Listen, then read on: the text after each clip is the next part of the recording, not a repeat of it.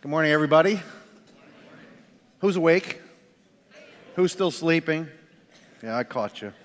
I don't know about you. I hope you're facing this way. I face this way, and I am going to be distracted while I speak. That view is unbelievable. God's perfect creation, one more time. So my subject is the economy and markets. I hope you're in the right room. So we're going to talk about money. I have 5 quick things to say. This is the serious part of my comments. Number 1, money can't buy happiness, but it can make you awfully comfortable while you're being miserable. Think about it. Number 2, I've got all the money I'll ever need as long as I die soon. Okay? The safest way to double your money? Take out your currency and fold it over. You got it? Try that this afternoon. Number 4, money won't make you happy, but everybody wants to find out for themselves.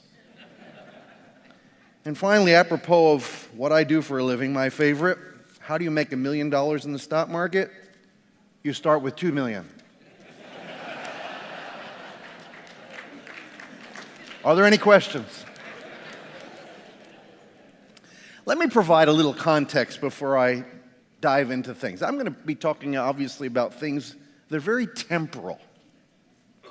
And I want to try to put it in a context that's eternal. So after all, that's what's important, right? I just want to say 3 things. Number 1, it's all going to go poof someday. You know what I mean when I say that, right? If you don't, read the book of Revelation. You'll get a clue. So let's not get too hung up on the economy and the markets and politics and all that good stuff. We can bust a gut and have a heart attack thinking about those things. Take it seriously, but don't overdo it. Number 2, I'm going to talk about investments. They're going to go poof, back to point number 1. But we have a distinct obligation and responsibility, whether it's our assets personally or an organization we're part of, to take good care of those things. Because it's not ours, it's all God's. Everything is God's. Everything we have, down to our very bodies, belongs to God. So I say to myself, if it were really my money, who cares what I do with it? But it's because it's God's money, now all of a sudden, what a responsibility, obligation, and privilege. By the way, as a quick aside, point about generosity, if you really believe it's all God's, the question should never be, how much should I give? The question is, how much do I keep? If that doesn't transform your giving, I don't know what will. And number 3, we are created in God's image. Last I checked, and I'm looking out at it right now, God is a masterful worker. Obviously in creation, as I'm referring to, but also salvation, restoration, transformation, sanctification, sustenance of His creation, and on and on and on. And I don't know about you, I'm looking at you, you're all created in God's image. And if we're created in God's image, we're to be, in this sense, imitators of God. And if God is an excellent worker, it's incumbent upon us to be excellent at what we do as well. Whatever it is that you do. I say to people in my company that are Christians, I say, if you're a C+ at work, who's going to imitate the rest of your life? Conversely, if you're a solid A at the job, people might say, what makes that guy tick? So whatever you're doing, be excellent of it because you've been created in God's image and He's an excellent worker. That's my context. I hope that's helpful. So I'm going to launch into some comments about the markets.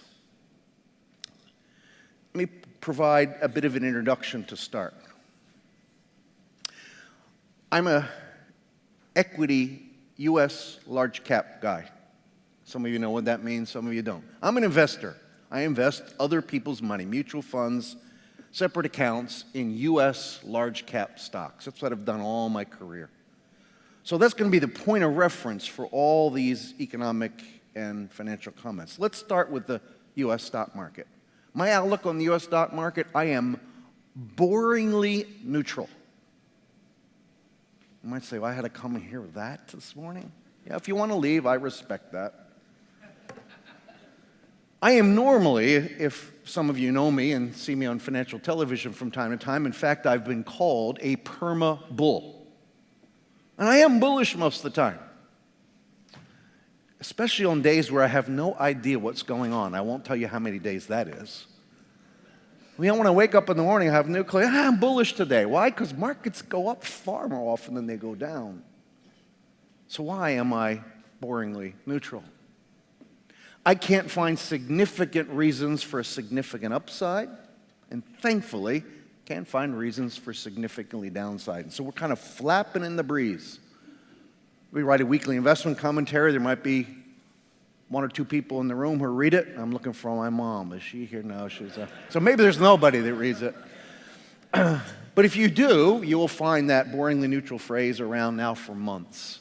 In fact, I should have started being boringly neutral in January of last year. The U.S. stock market today is about where it was in January of 2018. Call it 20 months, nothing.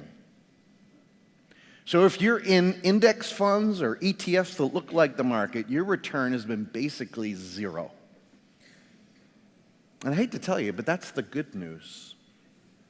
The bad news is everything else is down. Mid-cap stocks are down, small-cap stocks are down, virtually every international average is down. Even big stocks, equally weighted, sorry for the technical reference, they're down 5 or 6% as well. It's gotten a lot harder. We've moved from what we in the business call a beta world to an alpha world. Beta is when you just ride the train because everything's on the train going in the right direction. Stocks in the last 10 years have appreciated at 16% per annum. Not so bad, right? And if you got on the wrong car on that train, meaning you didn't pick the right stocks or you didn't have the right manager, maybe you were only up 12% per annum. Who's upset with a double-digit return for 10 years? That's a beta world. An alpha world is where I don't have any beta. The train's not moving. I've got to pick companies within the market that are working and avoid the ones that aren't. So the questions move from how much should I have in stocks, bonds, and cash to within the stock market, what do I own and what do I avoid? What am I long, what am I short? Same thing in bonds, same thing in other asset classes. That's a much harder world. Boringly neutral. I want to make 12 comments to sort of back that up and discuss what's going on in the world. I hope you can read this fine print. I can't, so I have no clue what I'm going to be talking about here. Maybe if I move up a little bit, I'll see it. Observation number one. As of July 1st, the economic expansion in the United States became the longest one in history. Did you know that? This is the longest economic expansion in our history. So we're in uncharted waters. You may remember last August, meaning, well, now 14 months ago, the stock market, the bull market, became the longest bull market in U.S. history, causing economists and strategists and other macro-thinking people to utter the phrase, remember, economic cycles and bull markets do not die of old age. Begging the question, well, then how do they die? And the answer is they get murdered. The killer? The central bank, the Fed. When we have an inflation problem, the Fed pushes up rates in order to contain the inflation, pushes us in the recession, and we have a bear market. Since there's not a whole lot of inflation floating around, there's no sign of recession. This recession word, we've been just unbelievably saturated with it, with no observation that suggests we're in one or near one. Point number two. If I were to describe the globe in economic terms and keep it simple, on the positive side of the ledger, I have the U.S. consumer. On the negative side of the ledger, I have almost everything else. U.S. manufacturing, we just got a bad number this morning. U.S. trade, and almost everything non-U.S. is at best ho-hum. Therefore, the U.S. consumer, you and me, are carrying the world on our backs. What is enabling that to happen? Very briefly, 4 things. 1, the number of people who are working. 2, the number of new jobs that get added every month. It averages about 150,000. That's a pretty ambitious number. 3, wage growth.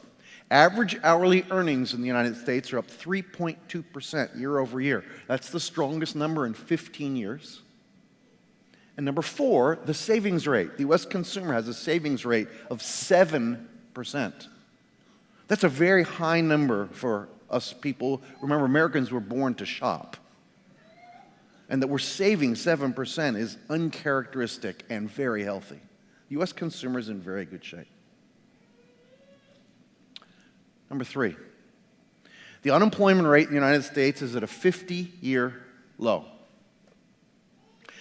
Allow me to put my portfolio manager hat on for a minute. We follow, my team and I, about 1,000 companies. Our universe is the Russell 1000. So we talk to CEOs and watch earnings reports all the time. Fresh in my mind are the second quarter earnings reports that came out in late July and August. Analyst after analyst would say, Bob, XYZ just reported, and the number was a couple pennies better than expected. But I think I have to take my number down for the full year. After hearing about 25 times that refrain, I said, wait a minute, the company gave you better news than you thought, and you're lowering the number. What's going on? The answer is corporate America did a great job, they always do, but a better than usual job, pushing expectations into the sub-basement. They reported earnings in the basement, and therefore it looked like a positive surprise. Back to the unemployment rate at a 50-year low. These CEOs we talk to regularly complain about their inability to find workers. A year ago it was, I can't find skilled workers. Now it's, I can't find workers. And if they find one, they're usually employed somewhere else, and so to get them, they have to draw them away, which means they have to pay up for them. That eventually will hurt profit margins. Number 4, U.S. trade. Bob, did you say I had 4 hours for this speech? Yeah. I will keep it short. The U.S.-China trade relationship is the most important trade relationship on planet Earth. We need each other. It's pretty easy to show that they need us a little more than we need them. And it's also, at least so far, true that neither side has gotten hurt enough to come crawling on hands and knees to the other side and please, could we have a serious conversation? And so we dance. The round of talks is being talked about now is round 14. I don't know about you, but when I see 13 times something happen or something not happen, my guess is in the 14th, they're not going to come to any significant agreement. In fact, I would argue this is now more about politics than it is economics. President Trump has at least 2 sets of voices speaking into his ear. I'm pretty close to Larry Kudlow, so every once in a while I talk to Larry and he tells me about these scenes inside the Oval Office. One set of voices are saying, Mr. President, you campaigned as the master negotiator. For goodness sakes, get it done so we can check the box. In the other ear, he's hearing advisors saying, we've looked at the polls. You, Mr. President, are viewed as a stronger leader if you're negotiating with, pushing back the Chinese rather than getting in a room and agreeing on anything. Therefore, take your time. That's why every 48 hours you get a different tweet, depending on who the advisors have been last in his ear, right? Something that took years, decades to develop, the problem with Chinese and trade, is not going to be solved in a few months. This is going to be with us for some time. My hope has been and still is, we might get a small deal. we'll drop some tariffs if you buy some of our soybeans, something like that. And that we can come into a peaceful coexistence on this issue, rather than all this, which creates uncertainty, consternation, and corporations to pull back. The central bank and interest rates. The Fed raised rates in December and has lowered them 2 times so far this year. I won't get into a lot of technical details, but the Fed's between a lot of rocks and hard places. When the Fed first lowered rates in July, the president said to the Fed chair, "Mr. Powell, you gave me a 25 basis point cut in rates. I asked for 50 or 75 or 100. As if he has anything to do with the Fed. That's a whole nother story. And he was not a happy man. So the next day, the president put on this latest round of tariffs with the Chinese, causing interest rates all over the world to melt down one more level, putting the Fed further behind the curve. Let me say it this way. A 10-year Treasury in the United States today yields about 1.7%. If you buy a 10-year Treasury, that's what you're going to get, 1.7% per annum. That makes no sense, except for the fact that we're in a global economy. If it was a closed economy, our rates would be much higher. Real GDP in the U.S., 2%, inflation about 2%, so nominal GDP, if you're following me, is 4%. If you and I were dropped on the planet, and that's the only thing we knew, 4% nominal GDP, and then we were asked, where do you think 10-year Treasury yields are? We'd probably say, not 1.7, but 2.7. Because interest rates are so low, in fact, in many parts of the world, negative, our interest rate structure is a lot lower than otherwise would be. Let me make the point with this simple illustration. There's a little German guy. He's got a satchel of money, and he goes to his bank in Germany, plops it on the counter, and he says, I'd like to put this money on deposit at this bank for 10 years. What will you pay me? What interest rate will you pay me? And on the other side of the desk, the guy kind of chuckles at him and says, no, you got it wrong. We're not going to pay you. You're going to pay us. What? You're going to make me pay you for putting my money on deposit? That's what negative interest rates are, folks. Confused and disappointed, he takes his satchel of money, he goes outside, gets on his cell phone, calls his friend, he says, what am I going to do? And his friend said, there's a little country across the pond called the United States. You put your money there, you can get almost 2%. I buy. That simple little illustration happens zillions of times with far more sophisticated and bigger amounts of money than that little guy's satchel. That's why our interest rates are so low. I could go on and on and on with that one. I probably already have. Number 6, President Trump can unilaterally index capital gains to inflation. Does not need Congress to approve it. The probability he does that is, I think, under 50%, but it's above 0. He's got it in his hip pocket, if I might say it that way, and if you think it's politically expedient to do it, he'll put it out and throw it on the table. That would be a great day in the stock market. Number 7, my biggest concern is earnings. I already told you the second quarter basement looked like a positive surprise. The expectation on the part of consensus on Wall Street is the earnings will be up 10% next year. Our guess is more like 5 or 6. Or if you will, to reverse engineer it. To get 10% earnings growth, we think we need GDP real in the U.S. to be noticeably above 3%. Probability that's not high. Number 8, you see in number 8, if you can read it in quotes, Fed put. Translation, there is some belief, too much of a belief out there, that the central bank of the United States, the Fed, can solve all our problems. Take 2 of these pills, get a good night's sleep, and everything will be fine in the morning. The Fed does not have an answer to all our problems. I wish I had time to amplify, I don't. Number 9. The stock market typically pays attention to elections about Labor Day of the election year itself. This time, it's starting to pay attention like a whole year in advance. What is going on?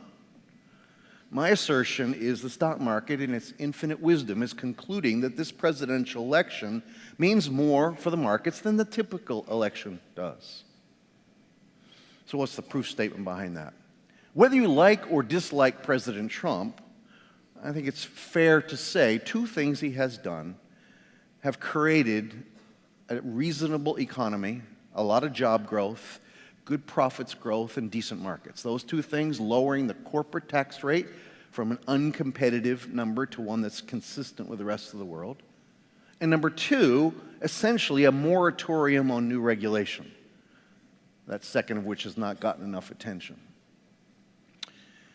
If you tuned into the last Democratic debate, I did and watched it from beginning to end, and I stayed awake the whole time. 3 hours. I think there were 2 commercials. Did you know there was not 1 second spent on the economy in those 3 hours? If you go back to the one before it, the second debate, which was 2 nights, remember 10 on each stage? There were some questions about the economy, and if you went back and played the tape, you would find that every one of those Democratic candidates had anywhere from a paragraph to 2 paragraphs to like a long dissertation about those 2 things, tax rate, regulation. And all of them said that it would reverse what President Trump has done in those 2 areas, in part, in whole, or more than 100%, and that has the market concerned.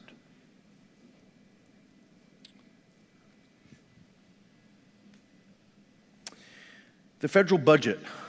I could talk hours on the debt situation. Let me leave it at this. If you made a list on July 1st of all the things to worry about in the second half of the year, high on your list would be the government's budget and the debt ceiling. Do you remember? Concern that we might shut the government down, there might be a default. Hey, how are we going to get through this? And kind of almost in the middle of the night in August, it got solved. A lot of people missed it. Here's exactly how it happened. President Trump called Nancy Pelosi, said, Nancy, let's get this done and get it behind us. What do you want? And Nancy said, you first. So President Trump said, I want a big increase in defense spending. And Nancy said, if you increase non-defense spending by a higher percentage, we got a deal. I'll deliver the votes. And the president said, done, deal. And they did it. So the good news is we have a budget, and we've pushed the debt ceiling issue out a couple of years. The bad news is we've busted the budget again, as Democrats and Republicans alike continue to spend money like drunken sailors. Number 11, I'm almost through the list. One of the ways we value the stock market, as some of you know, is PE ratios, price to earnings ratio. Obviously, the higher the number, the more expensive the market is, and the cheaper the number, the cheaper the market is. On Christmas Eve, that number, the valuation on earnings, was 13.5 times earnings. That, in a low interest, low inflation world, is a pretty low number. In fact, we put out a note to our clients the Friday before and said, buy. Believing no recession in 19 and up earnings, albeit modestly, that was a gift.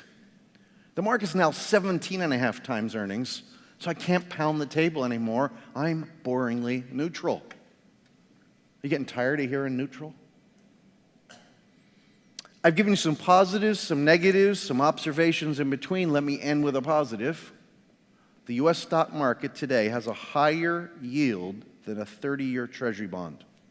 If you know your markets, you know that doesn't happen very often. And when it does, it has always, can't say that in the markets much about something, always led to a period where stocks have done better than bonds, treasuries in particular. What would make me more bullish? I listed 5 things. 1, this notion the Fed has a pill for whatever ails us dissipates. 2, better manufacturing news here and overseas. Better PMIs and ISMs for those who are close to the markets. We got a bad one today. 3, I'd love to wake up one morning and find out I was far too conservative and we did a trade deal. I'd get more bullish. 4, there's a lot of complacency out there. I see that because I look across the big firms and the aggregate of their clients' investments, and they're pretty fully invested. And number 5, the worst way to get more bullish, lower prices. Give me a 13.5 rather than a 17.5 P. I'll come back and pound the table. Boringly neutral. It was advertised that I might talk about the 10 predictions we made this year, so I made a slide, and time doesn't permit. I just want to read the caption at the top. Choppy and frustrating, but no recession. If you remember nothing else, aside from hopefully the 3 spiritual points I tried to make, that's what you should take away. Cautious, choppy, frustrating, but no recession. That's our view of the markets. Here's a bunch of pictures. Let me comment on this one. I'm getting increasingly the question, what about the debt of the federal government? In fact, there are a lot of Cassandras, a higher percentage of Christians than otherwise I've noticed over the years, who are so negative about this they can't invest anything. I say to those people, if I'm being polite, you're really early. If I'm being honest, you're just dead wrong. It does not matter. Yet. Here are the 3 major outlays of the federal government. The sliver at the top is net interest expense. It's small relative to the size of the budget, so I'm going to leave it for another day. The dark blue are the entitlement programs, the mandatory programs, 92% of the Social Security, Medicare, Medicaid. And the gold area is discretionary spending. All the dialogue we hear from Congress is on that orange area. I'm going to generalize to make my point. Republicans take grenades and throw it at the Democrats and say, why are you spending so much money on social programs? And the Democrats take the grenade and throw it back, why are you spending so much money on defense? I hope looking at this you realize we are not going to solve our problem in that orange area. It's decreasing as a percentage of the total. It's the blue. The entitlement programs. The good news is they're simple to solve, just an arithmetic. The bad news is we don't have the political will to do it. So just a couple of statements. Let's take Social Security, the easiest one. You and I could solve that on the back of a 3x5 card. It's not hard. Social Security was put in place when people retired at 65 and died at 66. We buried my mom about 15 months ago. She was 93. She took a whole lot more out than she put in. And you probably know a lot of people, you might be one of them, that's doing that very same thing. We just can't afford it anymore. When it was put in place, we had this many workers and this many retirees. Now it's kind of the opposite. And so I hear all the time, well, then why don't they do something about it, i.e. Congress? The answer is because we're telling them not to. Americans are surveyed on this issue constantly in different ways. Last poll I saw, 72% of the population answered the question this way. The question being, do you want Congress to fix the debt and the deficits? And the answer was, yes, of course, fix it. But don't touch my benefits. If you do, I'm going to vote you out of office, is the insinuation. So we're telling them not to go there. America, I hope you will agree, solves its problems. Sadly, you will also agree only after our backs are to the wall, not a second before. And therefore, it's ugly, messy, bloody, and it will be. But we'll fix it. It's simple. It's arithmetic. What do you, Social Security, you know what you do. You delay the start, you lower the rate of increase, and you means test. We estimate those 3 things can save about $4 trillion, like that. But there's no political will to do it. So when do we get there? When our backs are to the wall. I envision coming out of some recession. I don't think it's the next one, probably not the one after, somewhere down the line. We apply normal monetary and fiscal policy tools, and nothing happens.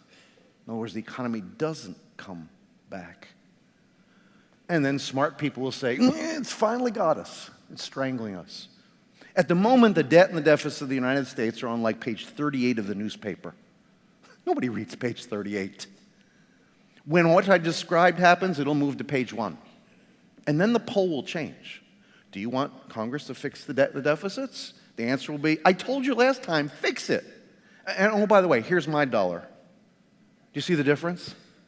That's be the political will to get it going. You can't imagine it right now, but that's how we'll get there. Sorry for that long aside, but I get that question over and over, so I hope spending a little time there made sense. So what do you do if you agree with this boringly neutral view? I've got 7 recommendations. 1, expect choppy markets, but a rally if no recession. That's kind of what happened the first part of this year. We've gotten that rally because we didn't get a recession. By the way, I've been saying now for 2 or 3 years, the next recession, we've not repealed recessions, will occur, my best guess, 2021. So we got some time. To repeat, there are virtually no signs of one today. Number 2, focus more on alpha, less on beta. I hope I beat that dead horse a few minutes ago and you kind of got that story. What you own and don't own in an asset class is now more important than the weight you have in that asset class. Number 3, buy them when they're down and trim them when they're up. Again, we have a weekly investment commentary, so we're on record. Since this bull market started, we have argued buy aggressively every dip. Effective the first of the year, we're saying now trim the rallies. 4, diversification. I don't know if you invest your own money or you have a financial advisor, but you know, diversification is something coming. I gotta have a little over here and a little over there and a little over the other place, right? That's diversification. Diversification in the last 5 years is about the worst thing you could have done to yourself. Diversification is supposed to potentially increase your returns and certainly lower your volatility. And that's just not what happened.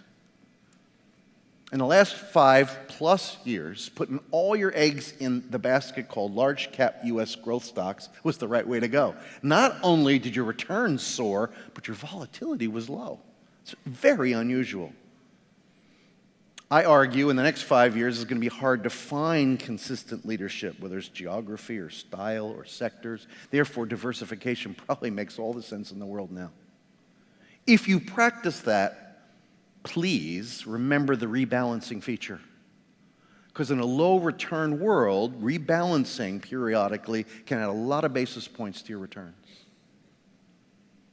Number 5, we're going to get a recession again someday, my guess to repeat 2021. So begin upgrading the quality of your portfolio. Number 6, watch inflation carefully. Remember what I said earlier on? Cycles and bull markets don't die of old age. They die when they get murdered. The murderer is the Fed, and they react when there's an inflation problem. Where is it likely to show up? Watch the wage rates. 3.2% today. When that number gets historically 3.5, marching toward 4, that's when the Fed gets nervous and begins to tighten. Finally, number 7, an absolute return strategy or 2 in your portfolios. Absolute return strategy, like equity market neutral funds. I wish I had time to go into details, but file that away. My guess in the next 1, 3, and 5 years, stocks, bonds, and cash are going to have below normal returns. Not negative, just below normal. And if you're not prepared for that and or want some diversification, think about some market neutral strategies, beta of 0, if you will.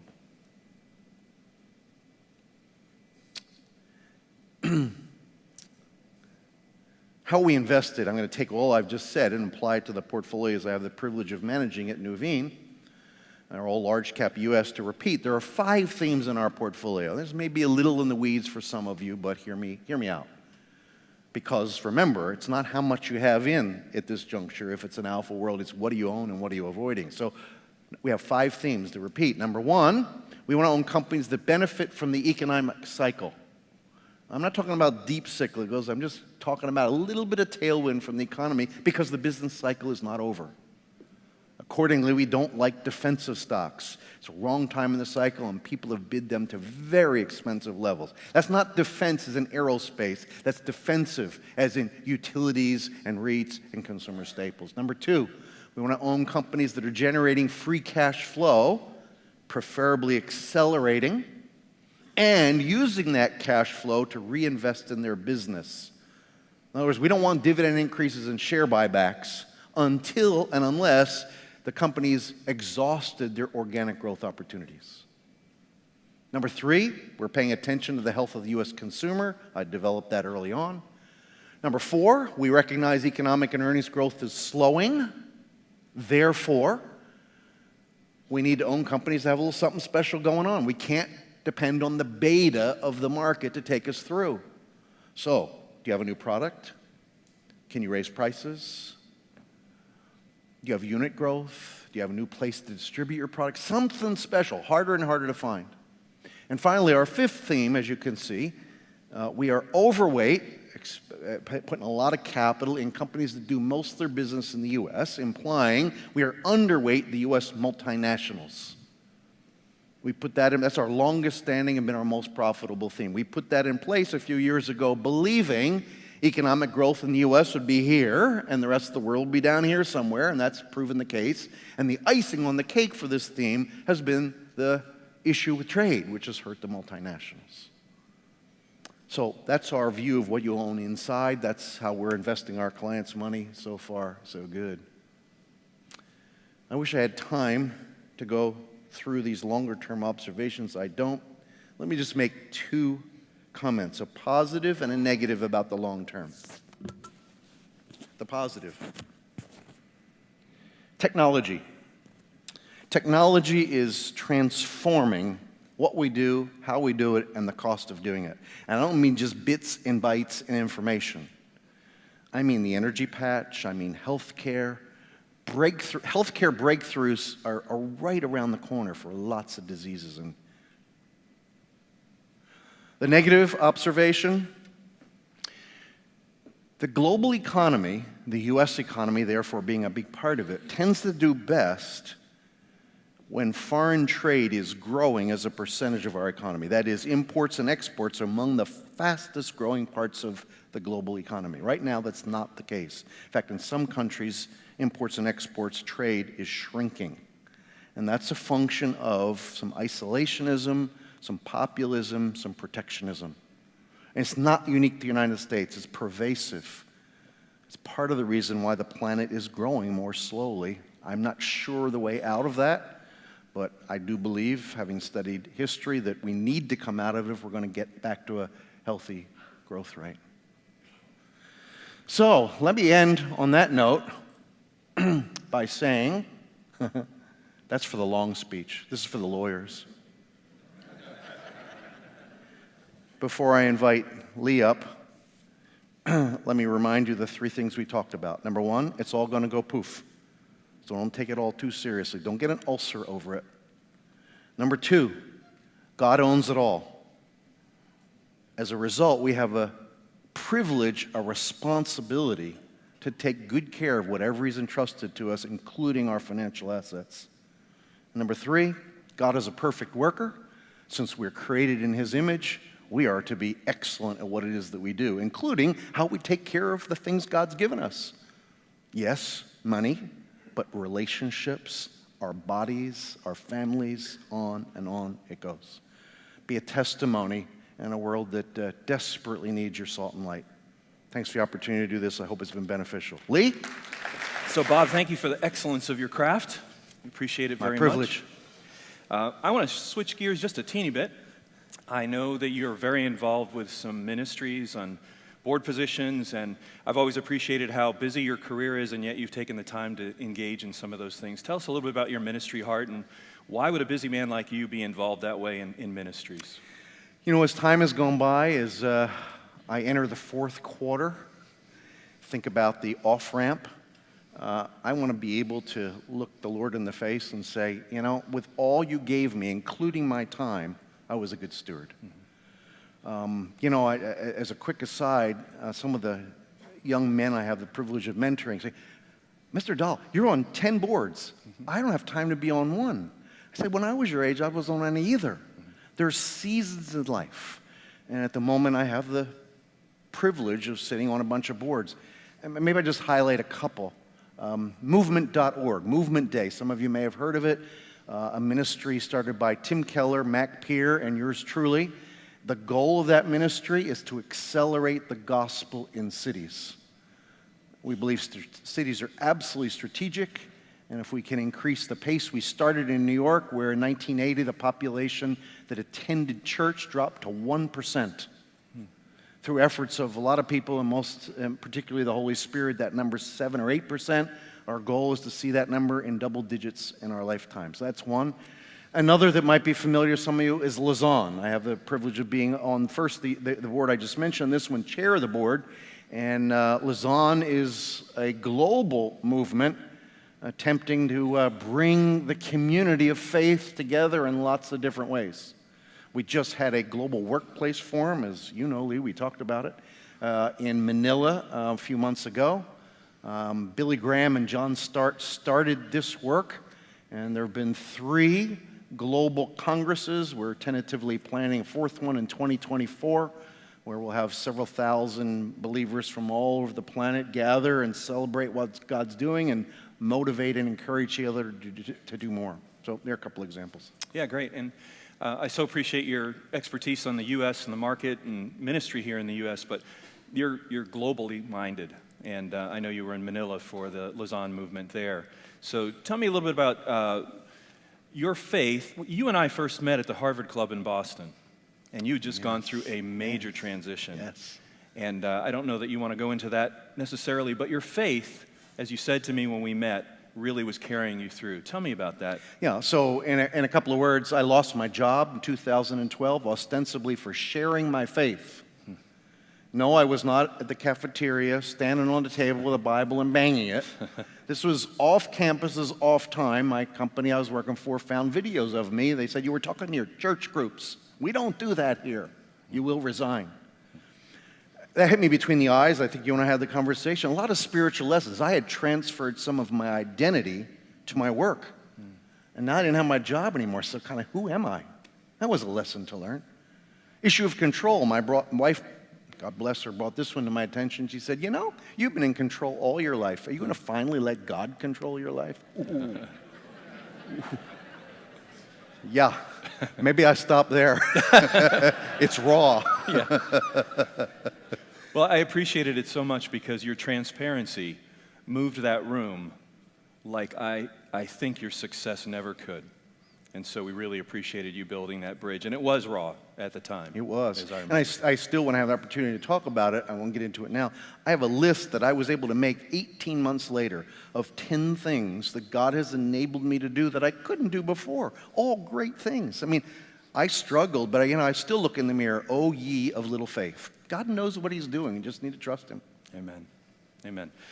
So one of the other things that I wanted to check, and you put them up on the screen, I know that in December you go into a mode where you pick your 10 predictions for the next year. I pray for you that week. Thank you. By the way. How are we doing? How has 2019 turned out compared to those predictions? Did you know how fast I went through that I did see slide? that, yes. Actually, our grader, we have an outside grader, said if the year ended now, we get 7.5 right. Okay. So we're having, our long-term average, I think, is 72%. So we're doing okay. The biggest mistake we've made is we thought this would be the year when non-U.S. markets beat the U.S., and for a lot of reasons, that's not been the case. Okay. We have a question from the audience. Question is, are we headed for a situation in which the recession is simply a self-fulfilling prophecy? So, yes, there is some logic to that. I think the answer is no, but I don't say it with capital letters. There's a body of people out there who would love to see a recession.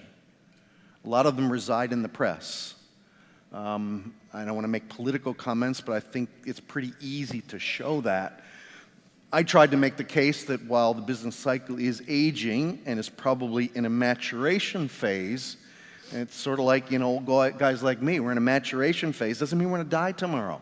We hope we have a bunch of years left. Same thing for our economy. But if enough people get scared enough and whip themselves into a frenzy, that creates uncertainty. And people stop spending money, corporations stop hiring people, and then it becomes self-fulfilling. The good news is, studying history, we've never had a recession that became a self-fulfilling prophet. It was always done to us, typically by the Fed. So hopefully we manage our way through. Great. So another question from the audience is there specific advice that you would give to the millennials in the room, say, versus seasoned folks? Yeah, if you're millennial, you got huge advantages over, I love seasoned folks, old guys. Huge advantages. 3 simple things. 1, get started investing if you haven't. 2, invest a little bit more. And 3, invest wisely. That's the hardest part. The first 2 just take discipline.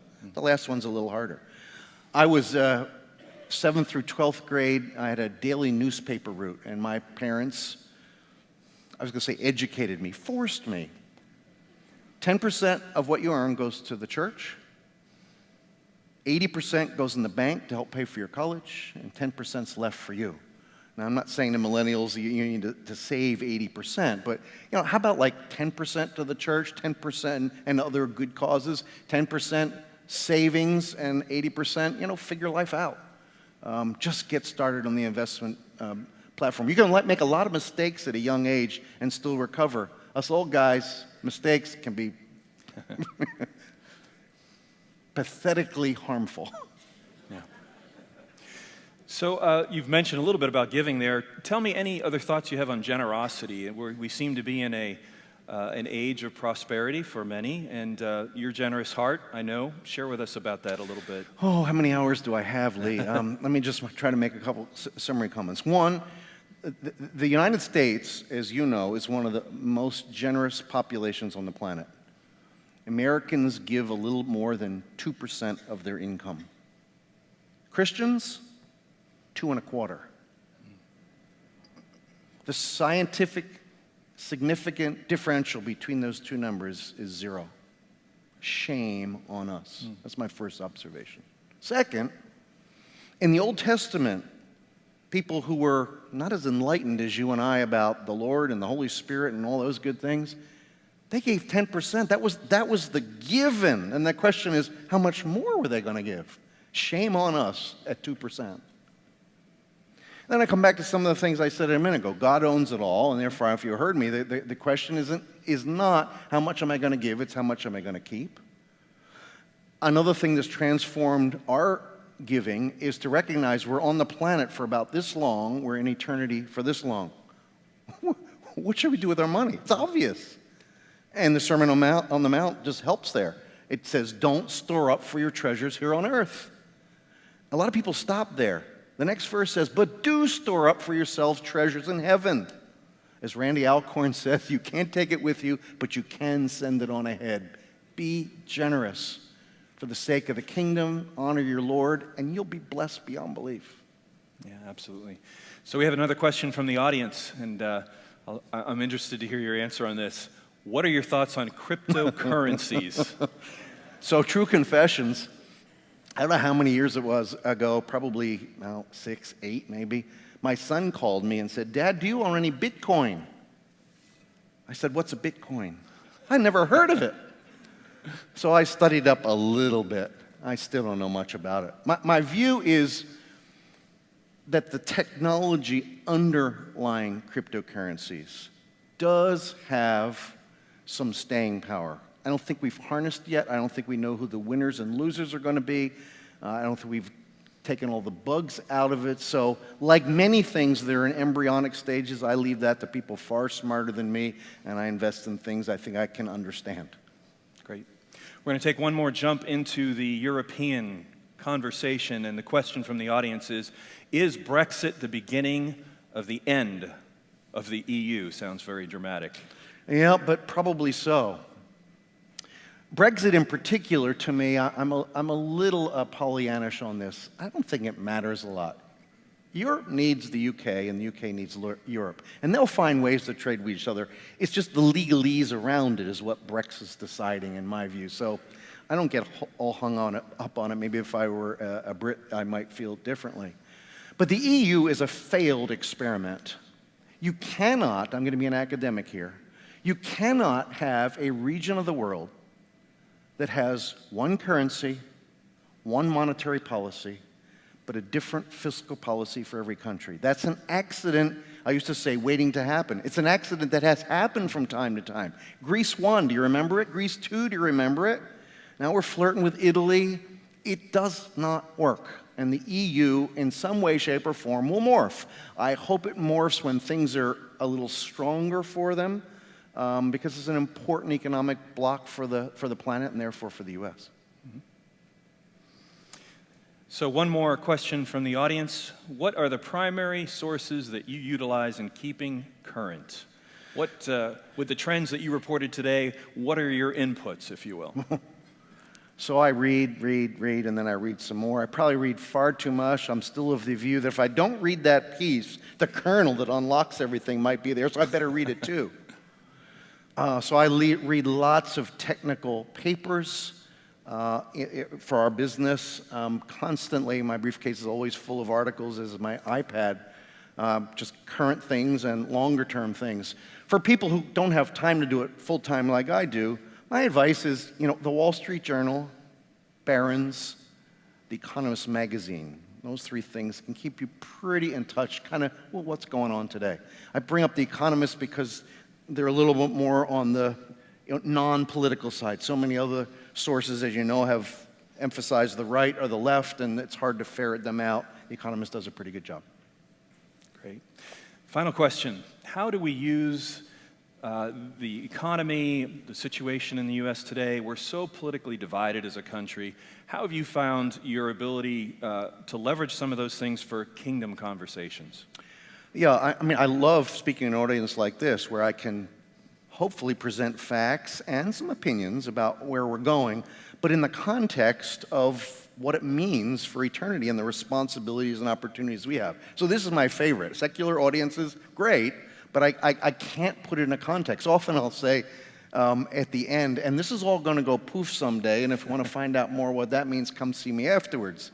Occasionally somebody takes me off on it, and it takes me up on it, and then I go for it. But I think it's constantly reminding people, whether they're in the tent or not in the tent, that this stuff does matter, and it can make a difference, but I use my phrase, don't get an ulcer over it.